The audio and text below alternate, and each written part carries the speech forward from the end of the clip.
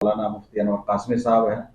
رمضان کے مسائل سوال آپ کے جواب حضرت مفتی صاحب کا. حضرت مفتی صاحب, سب سے پہلے سوال میرا یہ ہے کہ روزے کی حالت میں ٹوتھ پیسٹ کے ساتھ برش کر لینا کیسا ہے؟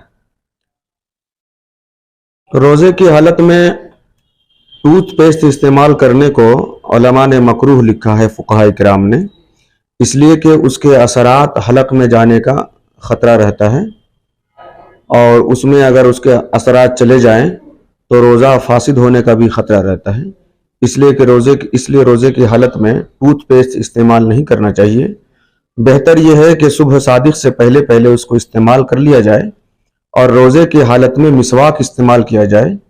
اس سے ثواب بھی ملے گا, ایک سنت پر عمل بھی ہوگا اور انسان کا منہ بھی اس سے زیادہ فریش رہتا ہے. دوسرا سوال مفتی صاحب, روزے کی حالت میں تھوک نگل جانا. اگر تھوک منہ میں جمع ہے اتفاقی طور پر اور اس کو نگل جاتا ہے تو اس سے روزہ فاسد نہیں ہوتا ہے اور روزہ میں کوئی کمی نہیں آتی ہے. لیکن اگر کوئی آدمی بالقصد جان بوجھ کر منہ میں تھوک کو جمع کر کے رکھے اور اس کو نگلتا رہے تو اس کو علماء کرام نے مکروہ لکھا ہے. اس میں روزہ میں کچھ کمی آ جاتی ہے, لہذا اس سلسلے میں انسانوں کو پرہیز کرنا چاہیے اور تھوک کو کوشش کرنی چاہیے کہ اس کو باہر پھینکے. اور ایسے ہی جو بغیر جمع کی ہوئے آدمی کے منہ میں تھوک آتا ہے اس کو اگر نگل جاتا ہے اس میں روزہ میں کوئی کمی نہیں آتی ہے. حضرت سحری کھاتے کھاتے اذان ہو گئی, پانی پی رہے تھے, اذان ہو گئی یا کچھ لقمہ کھائے اور بیچ میں اذان ہو گئی. اس کو بہت قاعدے سے سمجھنا بہت ضروری ہے. عام طور پر اس سلسلے میں لوگوں میں غفلت پائی جاتی ہے. سحری کا وقت اور ہے اور اذان کا وقت اور ہے. سحری کا وقت جب ختم ہو جاتا ہے اس کے بعد اذان کا وقت شروع ہوتا ہے. تو سحری کا وقت ختم ہونے کے بعد اذان کا وقت شروع ہوتا ہے. تو اذان کے وقت میں اگر اذان دی جا رہی ہے اس وقت اگر کوئی سحری کر رہا ہے تو سحری ٹھیک نہیں ہے اور روزہ خطرے میں پڑ جاتا ہے. اس لیے بہتر یہ ہے کہ آپ تو بہت سہولت ہو گئی ہے, آدمی سحری کا وقت کو جانے اور اس کا اہتمام کرے اور سحری کے وقت میں سحری کو ختم کر دے, بلکہ 1-2 منٹ پہلے ختم کر دے اور 5 منٹ کے بعد اذان دینے کا اہتمام کیا جائے. اور پھر جب اذان ہو تو اس کے بعد نماز کی تیاری کرے.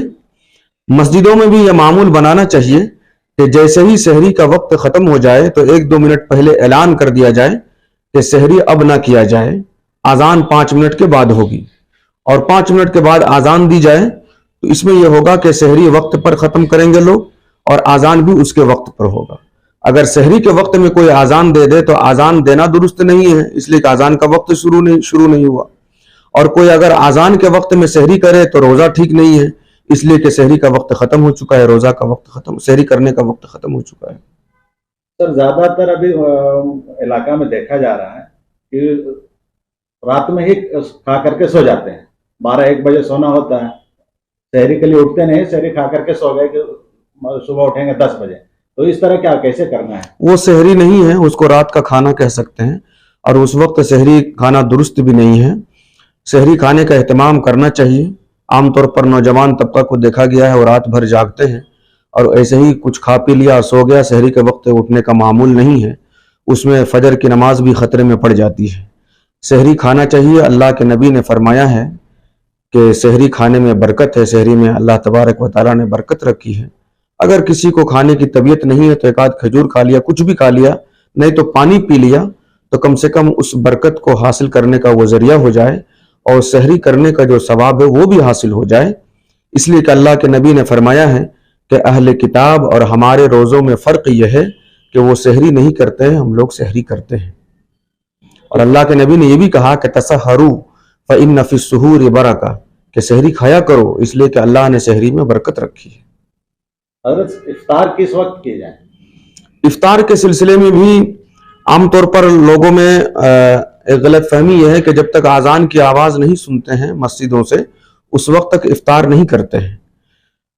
افطار کا وقت ہو جانے کے بعد افطار کرنے میں جلدی کرنی چاہیے. اللہ کے نبی نے فرمایا ہے کہ جو لوگ افطار کا وقت ہو جانے کے بعد اس کو جلدی کرتے ہیں, تاخیر نہیں کرتے ہیں, وہ لوگ خیر میں رہتے ہیں ہمیشہ. اس لیے جب افطار کا وقت ہو جائے تو بہت زیادہ تاخیر نہیں کرنی چاہیے. मस्जिदों असल आज़ान का ताल्लुक इफ्तार से नहीं है। इफ्तार का मामला यह है कि जैसे ही सूरज गुरूब हो जाए इफ्तार का वक्त शुरू हो जाता है। बेचारा मुआजिन भी आज़ान देगा तो जाहिर बात है कुछ खाने पीने के बाद ही आज़ान देता है, वो इफ्तार करने के बाद, तो उसमें कभी ताखिर हो जाती है, कभी आज़ान माइक वगैरह का सिस्टम खराब हो जाता है तो उसमें ताखिर हो जाती है। तो अब तो तमाम के पास मोबाइल है, घड़ियां हैं, एहतमाम करना चाहिए कि इफ्तार के वक्त का एहतमाम करें। जैसे ही वक्त हो जाए 1-2 मिनट के बाद इफ्तार कर ले और उसके बाद आज़ान के इंतजार करना कोई ज़रूरी नहीं है। हजरत एक आखिरी सवाल, तरावी में जब इमाम साहब पढ़ाते रहते हैं, जब वो रुकू में जाते हैं तब पीछे के सफ वाले लोग उसमें शामिल होते हैं, तो वो इसको आमतौर पर जहां पर कम दिनों की नमाजें होती हैं उसमें ज्यादा भीड़ होती है। कहीं पर 3 दिन की नमाज हो रही है जो सही भी नहीं लगता है कि 3 दिन में कलाम पाक क्या पढ़ा जाएगा, सुना जाएगा। कहीं 10 दिन का मामला है, कहीं 5 दिन 6 दिन का। तो इसमें खास तौर पर वो तबका जो नौजवान तबका होते हैं वो बाहर में घूमते फिरती भी हैं, इधर उधर वजू खाने में बैठे रहते हैं, गप्पाबाजी करते हैं, और जब इमाम साहब कुरान की तिलावत करने के बाद रुकू में जाते हैं तो दौड़ के वो शामिल हो जाते हैं। इंतहाई महरूमी और बेअदबी की बात है। ये कुरान के साथ भी बेअदबी है, नमाज के साथ भी बेअदबी है। उन लोगों को तरावी में कुरान पाक सुनने का सवाब नहीं मिलता है। बहुत महरूमुल किस्मत लोग होते हैं ऐसे। लिहाजा तमाम लोगों को अव्वल से ही, शुरू से ही नमाज में शामिल होकर के इमाम के जरिए जो कलाम पाक पढ़ा जा रहा है उसको सुनने का एहतमाम करना चाहिए।